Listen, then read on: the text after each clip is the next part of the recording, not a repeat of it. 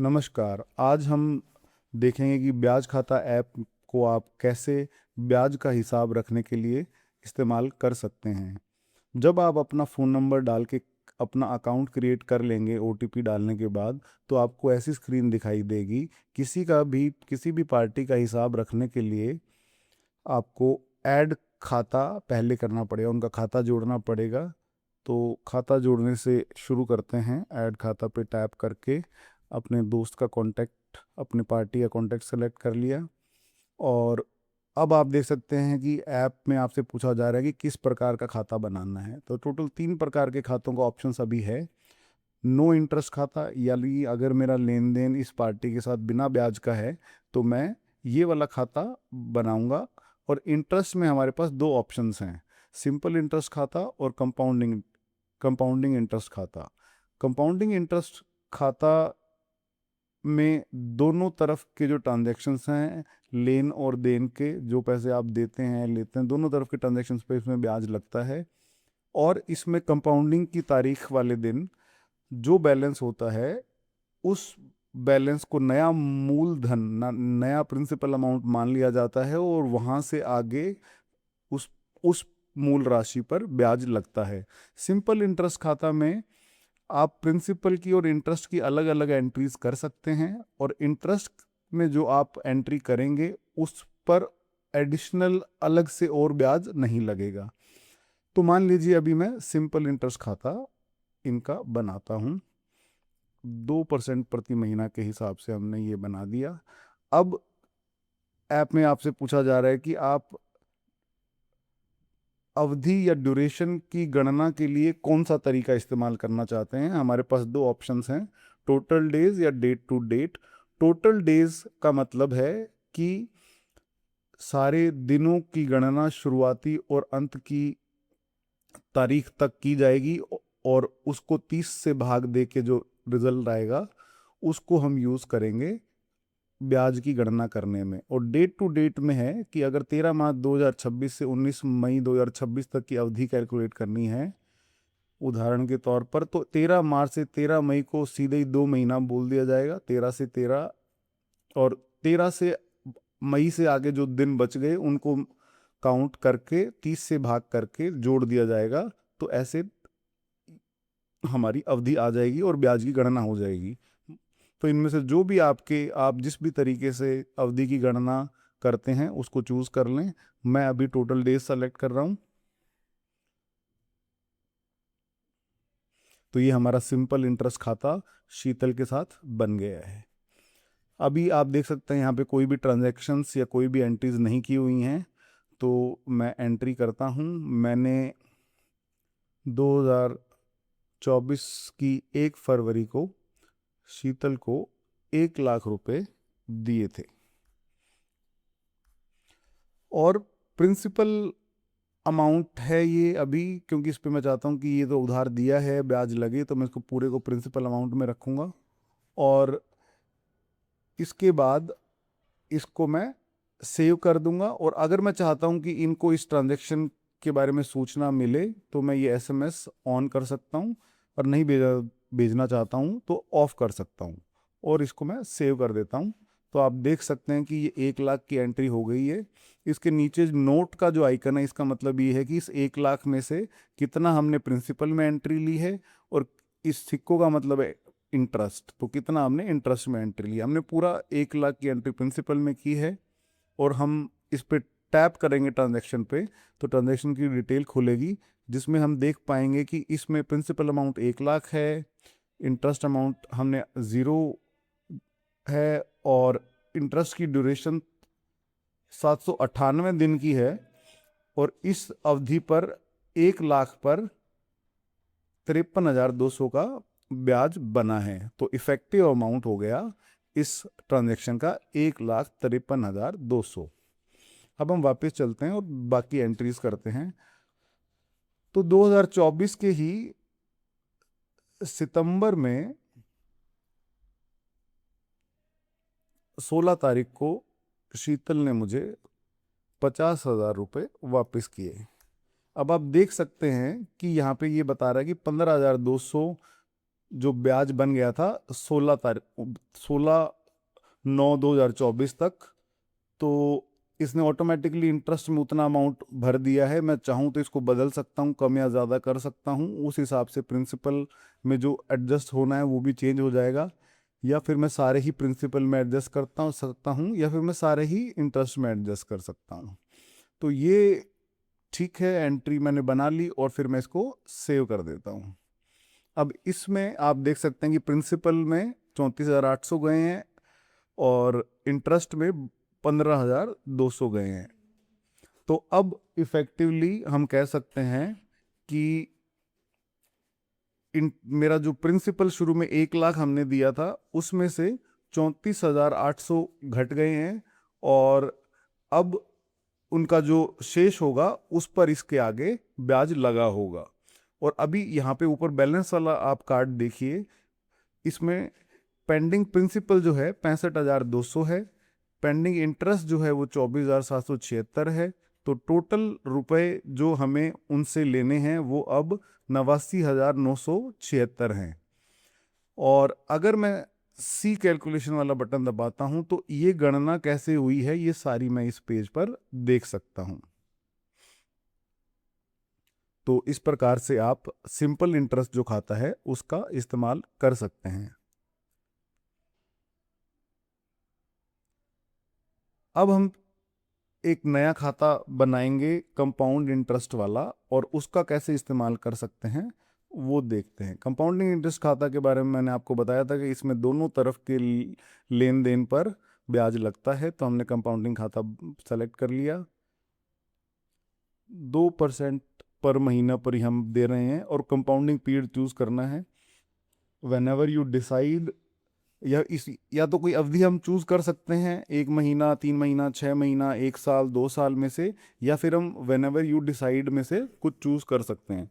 When ever you decide का मतलब हो गया, इसका इस्तेमाल या तो आप इस तरीके से कर सकते हैं कि जब भी आपको कोई पैसे वापस देने आ रहा है और उसी दिन आप उसको सीधा मतलब सीधा उस अमाउंट को माइनस करते हैं, तो उस दिन आप प्रिंसिपल अपडेट कर दें, आपको प्रिंसिपल अपडेट करने का बटन मिलेगा। या फिर दूसरा तरीका है कि अगर अवधि फिक्स्ड नहीं है, अवधि फिक्स नहीं है इसका मतलब कई बार जो लोग किसानों को उधार देते हैं और किसान जब अपनी फसल बेचने आता है, वो तारीख और अवधि तय नहीं है, वो कभी भी किसी भी दिन आ जाते हैं। तो आप when ever you decide choose करें। अगर आपकी अवधि फिक्स्ड है, मतलब जो आपका सबसे पुराना ट्रांजैक्शन होगा इस खाते में, उससे हर 6 महीने में, अगर हम 6 महीना चूज करेंगे तो अगर हर 6 महीने में प्रिंसिपल अपडेट होना चाहिए, यानी मूलधन जिस पे उसके आगे ब्याज लगेगा वो अपडेट होना चाहिए, तो हम वो अवधि चूज कर लेंगे। अभी के लिए मैं 6 महीने की अवधि चूज कर लेता हूँ और आगे बढ़ता हूँ। फिर से हम वो टोटल डेज और डेट टू डेट हमारे पास ऑप्शन है कि अवधि का गणना हम कैसे करना चाहते हैं, और इसमें से हम टोटल डेज सेलेक्ट करेंगे और आगे बढ़ेंगे। कंपाउंडिंग इंटरेस्ट खाता बन गया है हमारा, और अब यहाँ पे कोई ट्रांजैक्शन नहीं है, तो इसमें फिर से हम एंट्री करेंगे अप्रैल 1 फरवरी 2024 की, 1 लाख रुपए की। और इसमें आप देखें यहाँ पे आपने अमाउंट डाल दिया। अब आपको अगर एसएमएस भेजना है या नहीं भेजना, उस हिसाब से इसको चेक या अनचेक कर दें और अब सेव कर देते हैं। सेव हमने कर दिया। ये ट्रांजैक्शन 1 लाख का है। अब इसमें एक साथ ही इतनी सारी एंट्रीज हो गई, क्योंकि ये एक 1 फरवरी 2024 का ट्रांजैक्शन है और उसके बाद हर 6 महीने में प्रिंसिपल अपडेट हुआ है, क्योंकि हमने इस प्रिंसिपल अपडेट होने को चुना था। और अब आप देखें कि इस 1 लाख पे 182 दिन की जो अवधि है, 6 महीने की जो अवधि जिसके बाद प्रिंसिपल अपडेट हुआ है, उस उस प्रिंसिपल अपडेट तक इस पे 12,133 रुपए का ब्याज लग गया था। और इस प्रिंसिपल अवधि के बाद बैलेंस फिर 1,12,133 हो गया। अब अगले आगे इस पूरे अमाउंट पे ब्याज लगा है, वो 1,25,000 हो गया। फिर इस पे ब्याज लगा है 6 महीने। अब मैं एक और एंट्री करता हूँ कि 2024 को इन्होंने मुझे 5 मार्च 2025 को इन्होंने आके मुझे 50,000 रुपये वापस लौटा दिए। तो आप देखें कि 1 फरवरी को 1 लाख दिए, उसके 6 महीने बाद प्रिंसिपल अपडेट हो गया, उसके 6 महीने बाद फिर से प्रिंसिपल अपडेट हो गया 1 फरवरी 2025 को, और 5 मार्च को इन्होंने मुझे जो पैसे दिए, उसके बाद इस 50,000 की गणना ये जो प्रिंसिपल अपडेट हमने किया है इसमें हो गई। प्रीवियस प्रिंसिपल 1,025, इस प्रिंसिपल अपडेट से पहले जो प्रिंसिपल था वो 1,25,888 रुपये 36 पैसे था, और अवधि इस प्रिंसिपल अपडेट की 181 दिन है। इंटरेस्ट इस प्रिंसिपल अमाउंट पे, जो पुराना प्रिंसिपल अमाउंट है उस पे 15,190 रुपये लगा है। इसमें हमने टोटल 50,000 रुपये प्राप्त किए हैं इस प्रिंसिपल अपडेट और लास्ट प्रिंसिपल अपडेट के बीच में, और इस पे ब्याज लगा है 4,966 रुपये। तो नेट बैलेंस जो आ गया वो हमारा 86,112 रुपये 22 पैसे आ गया। और फिर इस 86,112 रुपये 22 पैसे पे अगले प्रिंसिपल अपडेट तक 184 दिनों बाद जो प्रिंसिपल अपडेट हुआ तब तक का ब्याज 10,563 रुपये 10 पैसे हो गया। तो टोटल इसका इफेक्टिव जो इम्पैक्ट है वो 96,675 रुपये 32 पैसे है। तो ऐसे करके अब प्रिंसिपल अपडेट इसमें ऑटोमेटिकली आपको आपका हिसाब सही दिखेगा। बैलेंस हम इसमें देख सकते हैं कि हमें नेट अभी 1,993 रुपये 48 पैसे इनसे लेने हैं, जितना भी ब्याज जुड़ गया और वो सब मिला के। और अब इसकी हम गणना अगर देखना चाहेंगे तो हमें इसमें देख सकते हैं कि कैसे स्टेप बाय स्टेप सारी चीज़ों की कैलकुलेशन हुई है। कि पहले हमने 1 लाख दिए, फिर पहली सेटलमेंट हुई, उसमें उसकी गणना हुई कि पैसे, और फिर उस दिन का बैलेंस आ गया। अब अगली सेटलमेंट हुई, अगली सेटलमेंट को पुरानी जो सेटलमेंट हुई थी उस पर ब्याज लग गया, नया प्रिंसिपल अब हमारे पास आ गया। फिर उसके बाद में 50,000 का ट्रांजैक्शन हुआ, फिर सेटलमेंट हुई है, और ऐसे करके हम इसका पूरा हिसाब देख सकते हैं। अब अगर मैं इसमें चूज करता कि मैं खुद से प्रिंसिपल अपडेट जब करूं तब हो, तो हम उसमें बदलाव करते हैं कि हम इसमें चूज कर लेते हैं व्हेन एवर यू डिसाइड वाला ऑप्शन, और अपडेट कर देते हैं। तो अब बैलेंस चेंज होगा क्योंकि जो पुराने प्रिंसिपल अपडेट हुए हैं वो सारे हट जाएंगे और हमें मैन्युअली खुद से ऐड करने होंगे, तो हमको अपडेट कर देते हैं। तो आप देखेंगे 2 ट्रांजेक्शन्स हैं, प्रिंसिपल अपडेट जो हर 6 महीने में हुए थे वो हट गए हैं। अब अपडेट प्रिंसिपल, अब ये 1 फरवरी को इन्होंने आए, ये 5 मार्च को ये मुझे पैसे देने आए हैं अब 2025 को, तो मैं अपडेट प्रिंसिपल मान लीजिए 5 मार्च 2025 को ही करना चाहता हूँ। तो मैंने एडजस्टमेंट की तारीख चूज़ कर ली, मेरा प्रिंसिपल अपडेट हो गया।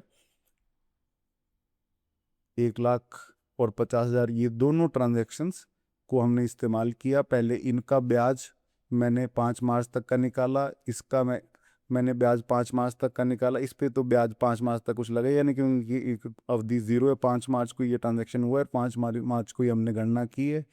और फिर उनके बैलेंस का जो नेट बैलेंस रहेगा 76,533 रुपये, वो हमारा नया प्रिंसिपल। और इस पर हम देखें कि इस 76,533 पर 20,000 रुपये और ब्याज जुड़ गया है आज तक का। तो टोटल नेट रिसीवेबल हमारा 96,942 रुपये 22 पैसे हो गए, जो हमें बैलेंस में भी दिख रहा है। अब वो मार्च 2025 के बाद हमने कभी गणना नहीं की। मान लीजिए हम एक और गणना करना चाहते हैं 5 मार्च 2026 को, तो वो डेट सेलेक्ट करेंगे तो एक प्रिंसिपल और अपडेट हो जाएगा। तो इससे आप देखें नेट बैलेंस में चेंज हो गया, क्योंकि 76,533.33 जो पहली प्रिंसिपल अपडेट की गणना वाला बैलेंस था उस पर ब्याज 5 मार्च 2026 तक लगा, और फिर उस दिन बैलेंस 95,156 रुपये था, उस पे फिर ब्याज आज तक का लगा। तो यहाँ हमें आज तक का हमारा बैलेंस दिखता है। नेट इंटरेस्ट जो ऐड हुआ है इस खाते में वो हमें यहाँ दिख रहा है। तो इस प्रकार से आप कंपाउंडिंग खाता का इस्तेमाल कर सकते हैं। कोई भी खाता आपने बनाने के बाद अगर आपको डिलीट करना है तो आप उस खाते में जाएं, ऊपर पार्टी के नाम पे टैप करें और नीचे से आप खाता डिलीट कर सकते हैं। अब हम रिमाइंडर्स के बारे में थोड़ा सा जानेंगे। किसी भी खाते में जाके आप उनके लिए रिमाइंडर सेट कर सकते हैं। मान लीजिए शीतल ने मुझे कहा है कि वो मुझे अगले महीने पैसे देंगे, तो मैं वो डेट सेलेक्ट करके रिमाइंडर लगा लूँगा।